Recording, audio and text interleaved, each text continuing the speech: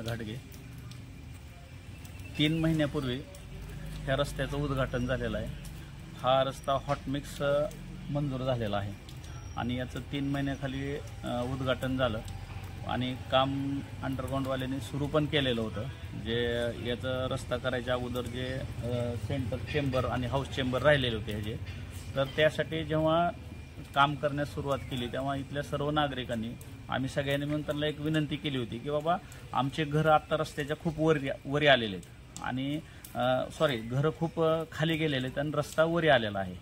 तर त्याच्यामुळे आता अजून ह्याच्यावर जर रस्ता झाला तर आणखीन आमचे घरं खाली जातील आणि रोडचं सगळं पाणी आमच्या घरात येईल आणि इथं सगळे रिटायर लोक राहतात। ही पूर्ण लाईन जर बघितलं तर सगळे पेन्शनर लोक आहेत, जे सगळे सिनियर सिटीजन ह्या लाईनला राहतात। मग ह्यांना खूप ह्याचा त्रास होणार आहे। मग त्यानंतर आम्ही अंडरग्राऊंडवाल्यांना रिक्वेस्ट करून सगळ्या नागरिकांनी, तेव्हा त्यांनी ठीक आहे म्हणले की आम्ही हे 1 फूट खड्डा पूर्ण असा रस्ता पूर्ण खोदून देतो आणि 1 फूट रस्ता खोदल्यानंतर आम्ही नगरपालिकेचे दुबे साहेब यांना पण रिक्वेस्ट केली होती की साहेब बाबा हा रस्ता खाली घेणं गरजेचं आहे। खाली घेऊन रोड जर केला तर नागरिकांना, कारण का रस्ते नाली हे कुणासाठी करतो आपण, जनतेसाठी, आणि जर जनतेला जर त्याचा त्रास होणार असेल तर मग काय उपयोग नाही ना। त्याच्यामुळे आम्ही सगळ्या जनतेने म्हणून रिक्वेस्ट केली होती आणि त्यांनी मान्य पण केलं होतं। आणि तुम्ही बघताय की हे काम चालू केलं खोदायला त्यांनी, ते साधारण तुम्ही तिथं कॅमेरा बघा, त्या दत्त मंदिरापासून त्यांनी चालू केलं खंदायला आणि हे पूर्ण काम हे पहा हे सगळं असं खोदकाम केलेलं आहे त्यांनी। 2 दिवस खोदकाम चाललं,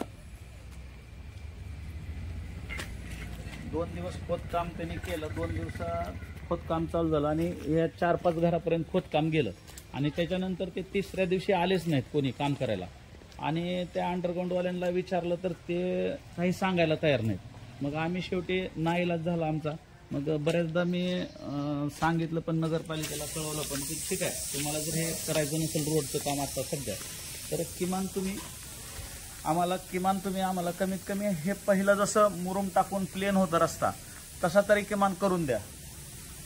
परंतु कुणीच लक्ष द्यायला तयार नाही। आणि या काल परवा इथं डॉक्टर गवळी म्हणून राहतात, त्यांचे वडील इथं घसरून गाडीवरनं ॲक्टिवावरनं पडले, त्यांचा हाताचा खुबा गेला, साधारण त्यांना 1 ते 1.5 लाख खर्च आला ह्या दवाखान्याचा आणि हे मग नाहक सगळ्यांना त्रास होत आहे। तर आमची विनंती आहे, माननीय आपल्या धाराशिवचे कलेक्टर साहेब असतील किंवा CO मॅडम असतील नगरपालिकेच्या, त्यांना आमची एक विनंती आहे की त्यांनी रोज ऑफिसला जाताना समता कॉलनीमधून दत्त मंदिर आहे, ह्या दत्त मंदिराच्या रोडनं, तुम्ही तर 2 व्हीलरवर जाणार नाहीत, दोघांनाही 4 व्हीलर आहे, तर आमची विनंती आहे फक्त 4 व्हीलरमध्ये सुद्धा तुम्ही रोज हा जोपर्यंत रस्ता होत नाही किंवा तुम्ही मुरुम जोपर्यंत टाकून देत नाही तोपर्यंत ह्या रस्त्यानं माननीय कलेक्टर साहेबांनी आणि CO मॅडमनी इथून जाणं येणं करावं, म्हणजे जेणेकरून आम्हाला होणारा त्रास त्यांना दिसून येईल आणि कमीत कमी आम्हाला मुरुम टाकून प्लेन तरी करून देतील।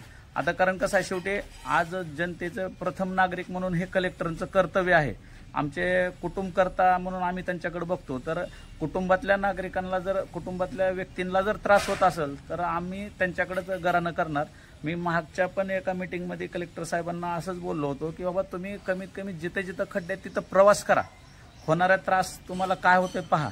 तर माझे आपल्या आरंभ मराठीच्या माध्यमातून एवढीच विनंती राहील की लवकरात लवकर हा रस्ता काम तरी चालू करावं, अन्यथा किमान आम्हाला जनतेला यायला जायला त्रास होणार नाही असं मुरुम टाकून दबाई करून तरी द्यावं। धन्यवाद।